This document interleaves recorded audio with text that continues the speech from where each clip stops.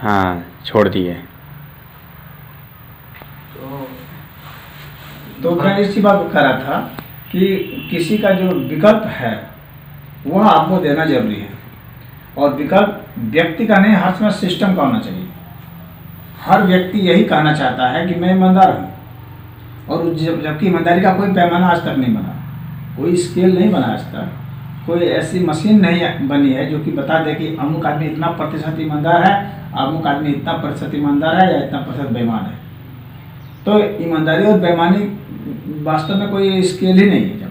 और जब स्केल नहीं है तो इसके आधार पर हम कोई भी सिस्टम, कोई भी मॉडल नहीं बना सकते।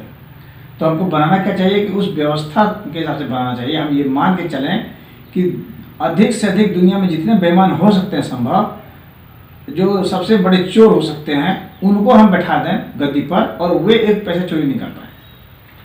अगर ऐसा हम कोई मॉडल बना सकते हैं तो फिर उसी मॉडल का वैल्यू है।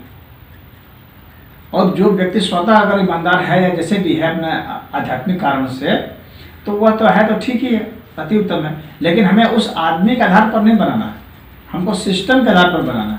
तो हम एक ऐसा डिजाइनिंग बना दें कि आप कितना भी बेईमान है, ऐसा सिस्टम हम लोग बनाए, यही हमारी वही है। तो और ऐसा सिस्टम कैसे बना सकते हैं, प्रश्न चिन्ह यह उठता है। तो इसके लिए अभी क्या है कि हम इसकी 2 पद्धतियाँ बता रहे हैं, जिससे कि कितना भी बड़ा बेईमान होगा दुनिया का, वो बेईमानी नहीं कर सकता, कितना भी बड़ा बेईमान हो। और वो 2 पद्धति क्या है? पहली पद्धति यह है कि देखिए बेईमानी किस चीज़ में होती है, कैश मनी का ट्रांसफर में होती है, और जो अचल संपत्ति है उसमें होती है। Cash money and kind money, 2 money होते हैं। तो यदि हम ऐसा सिस्टम बना दें कि कैश ट्रांसफर जो है करते समय पकड़ लिया जाए, तो इसके लिए क्या है कि हम कैश नहीं दें कि कैश ट्रांसफर हो, तो खाली डिजिट ट्रांसफर हो, अंक मुद्रा सिर्फ हो। जैसे कि एक मोबाइल से दूसरे मोबाइल में जब खाता से जाएगा खाली पैसा, नोट रहेगा नहीं, तो किसी को पता नहीं रहेगा कि किसके पास कितना रुपया है। लेकिन बैंक अकाउंट सबका रहेगा, और बैंक में धन रहेगा जो खाली लिखित रहेगा। जैसे कि मोबाइल में लिखित रहता है इतना रुपया है, मोबाइल में आपका है ना, जितना रुपया रिचार्ज करते हैं उतना रहता है।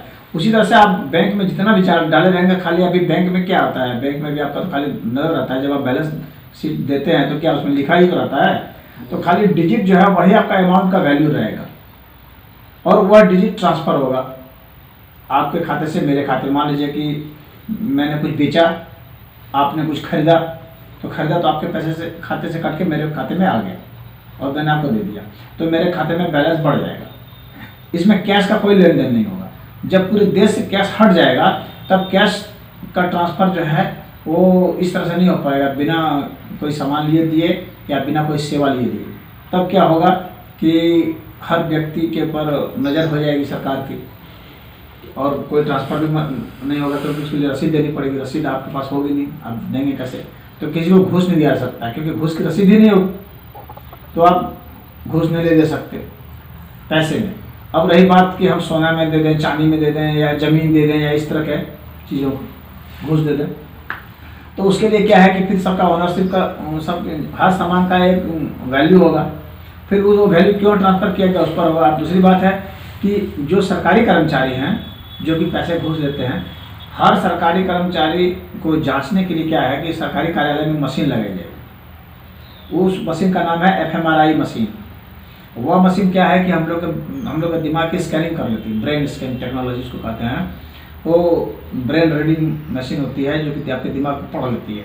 तो वह मशीन लगाई जाएगी जिससे कि आपके दिमाग में कोई भी परिवर्तन हो रहा है तो उस परिवर्तन को वो देख लेगी, और परिवर्तन जो आपने कोई भी सामान लिया है, दिया है, उसमें परिवर्तन हो जाएगा, तो उस तरीके से आप पकड़ लिए जाएंगे। तो हालांकि वो मशीन कीमती है, अभी तो वैज्ञानिकों के पास ही है प्रयोगशाला में, लेकिन अगर सरकार चाहे तो उस मशीन को खरीद सकती है, लगा सकती है। 3.5-4 करोड़ के आसपास की वो मशीन आती है, और जब बहुत बड़े स्तर पर वो पैदा किया जाएगा तो उसका वैल्यू गिर सकता है, 50 लाख तक भी मशीन आ सकती है वो। तो इस तरह से सब वहाँ उपलब्ध कराया जा सकता है सरकारी कार्यालय में, जहाँ से सभी जो बड़े बड़े अधिकारी कर्मचारी हैं, जो भी काम करने वाले, सबको उससे गुजारा जाएगा, तो सब पकड़ लिए जाएंगे। तो कहने का मतलब है कि चाहे घूस आप नगदी से लेते देते हैं, चाहे किसी चीज़ से लेते देते हैं, वे सब आप संभव नहीं हो पाएंगे। यदि इस तकनीक को हम करेंगे तो। और सिर्फ अगर हम नारा लगाते रहेंगे कि नहीं वो अमुक चोर है उसको हटा करके मुझे बना दो, मैं सही करूँगा, तो ऐसा तो कितने बार किया गया, कितनी पार्टियां बदली गई, कितने कैंडिडेट बदले गए और पूरी दुनिया में बदले गए, लेकिन कहीं पर ऐसा एक भी प्रयोग सफल नहीं हुआ। लेकिन सर वो जो महाराज जी जो अंतिम जांच करने वाला व्यक्ति होगा, जो अंतिम व्यक्ति होगा, जैसे मशीन पकड़ लेगी उसके दिमाग को, तो उसको जो देखने वाला है, अंतिम जांच वाला कुछ थोड़ी होता है, क्योंकि ये तो एक नेटवर्क होता है, अंतिम जांच करने वाला थोड़ी होता है। मतलब जो मशीन नहीं होती है, ये तो एक नेटवर्क होता है ना। जैसे कि बैंक है, बैंक में है तो इसमें आपको अंतिम थोड़ी है कि आपको पैसा जो लिया आपको अंतिम किसी आदमी पर पैसा पहुंच गया तो वो पैसा लेके भाग जाएगा, ऐसा थोड़ी है। तो बैंक का सब पैसा खत्म हो गया होता है आपका। ये नेटवर्क होता है, ये पूरा का पूरा सबके आंख में होता है, पूरा सिस्टम में होता है, ये किसी एक आदमी के हाथ में नहीं होगा कोई चीज़। जैसे कांग्रेस की सरकार थी तो अन्ना हजारे साहब ने इतना आंदोलन किया, जनता का विश्वास भी बना कि अन्ना साहब नहीं, उसके पास कोई तकनीक नहीं थे ना, वो फिर वही वो सही वो कोई समाधान नहीं दे रहे थे अन्ना साहब। लेकिन उसके बाद सारा अन्ना साहब का क्या था विकल्प, क्या था अन्ना साहब ने कौन सा विकल्प दिया था? उन्होंने दिया था बस वही था कि एक लोकपाल होगा, जन लोकपाल होगा, वो देखेगा, तो इसका मतलब लोकपाल ही घुस खाएगा फिर। वही चीज जो लोकपाल बना वो भी लोकपाल घुस खाएगा, इसलिए कोई विकल्प नहीं था वो तो बस एक, बल्कि भ्रष्टाचार से और बढ़ जाएगा। क्यों? क्योंकि वो भी अपना कमीशन रखेगा कि मुझे भी इतना चाहिए। पुलिस तो लेती थी, अधिकारी लेते थे, अब वो लोकपाल आ गया वो भी लेगा। वो समाधान नहीं है, समाधान जो मैं दे रहा हूँ ये समाधान है, इसमें कोई भ्रष्टाचार कर नहीं सकता, कितना भी बड़ा बेईमान। और मानव के विचार को बदला नहीं और सब चीज जो है, सब चीज सबके सामने में होगी। जैसे सीसीटीवी कैमरे लगे, अब नकल क्यों नहीं हो पा रही है? वॉइस रिकॉर्डिंग और ये सब हो रहा है ना, टोटल सबके सामने हो रहा है ना, पूरा का पूरा देश व्यापक हो गया, हर चीज हर कोई देख सकता है, ऐसा सिस्टम होगा। कैसे आप ले लेंगे किसी का? हाँ, हर आदमी देखे तब तो बात समझ में आ रही है।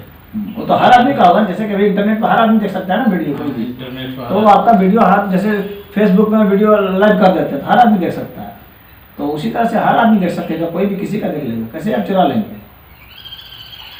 आप चोरी नहीं कर सकते, आप भ्रष्टाचार चाह करके भी नहीं कर सकते।